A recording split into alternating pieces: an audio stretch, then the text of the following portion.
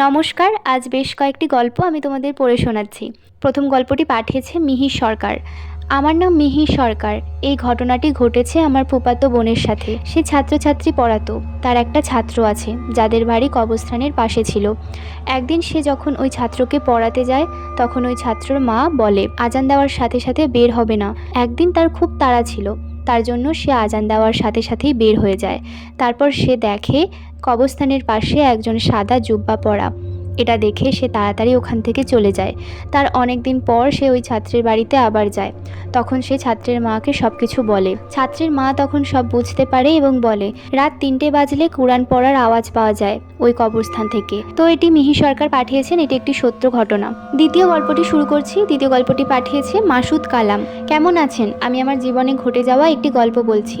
কয়েক বছর আগে আমি আমার দাদুর বাড়িতে গিয়েছিলাম। আমার সাথে আমার আম্মু যায়নি। আমার দাদু অসুস্থ থাকায় দাদু আমার সাথে থাকেনি। পরে আমার জ্যাঠাতো ভাই ছোটটা আর আমি একসাথে ঘুমাবো। সে আমার থেকে 6 মাসের ছোট থাকায় আমরা অনেকক্ষণ গল্প করতে থাকি। রাত প্রায় 3টে বাজে। হঠাৎ কে যেন জানলার পাশে কান্না করতে থাকে। আমরা ভেবেছিলাম বিড়াল। শীতকাল হওয়ায় রাতটা কাটতে চাইছিল না। আওয়াজটা মনে হয় আরও জোরে হওয়া শুরু করে। হঠাৎ আমাদেরকে কে জানি ডাকতে থাকে। আমার ভাই উঠতে চাইছিল, তখন আমাদের দরজাটা আওয়াজ করে উঠল কালো দুটো অবয়ব। তারপরেই আমাদের ঠান্ডা লাগা শুরু করে, অদ্ভুত সেই ঠান্ডা।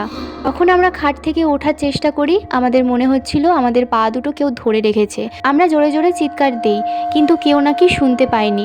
রাতটা ভয়ে ভয়ে আমাদের কেটেছে। আর কখনো আমি ওই বাড়ি যাইনি। 3 নম্বর গল্প শুরু করছি। আপু, আমার নাম খাদিজা।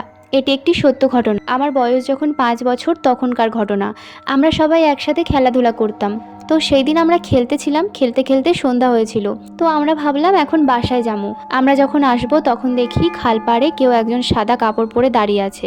তার কোনো হাত পা নেই। এরপরে আমরা সামনে গেলাম। অমনি যেই গল্পটি লিখেছেন তিনি এই গল্পের পুরোটা কমপ্লিট করেননি। তো যাই হোক, আমি আমার 4 নম্বর গল্পে চলে যাচ্ছি। গল্পটি লিখেছে নাজমা। তিনি লিখেছেন আমি ক্লাস 4-এ পড়ি। একদিন আমার ছোট ভাইকে মা স্কুল থেকে আনতে গিয়েছিল।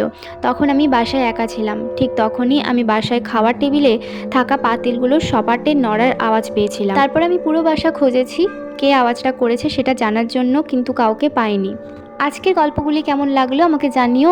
আর তোমরা যদি আরও এরকম গল্প শুনতে চাও তাহলে ভিডিওটাতে লাইক করে দাও আর চ্যানেলটা অবশ্যই সাবস্ক্রাইব করে রেখো। তোমাদের স্টকেও যদি আর নতুন কোনো গল্প থাকে আমাকে গল্পগুলি লিখে পাঠাও, আমি অবশ্যই পড়ে শোনাবো। আজকের জন্য তাহলে আসি, বাই বাই।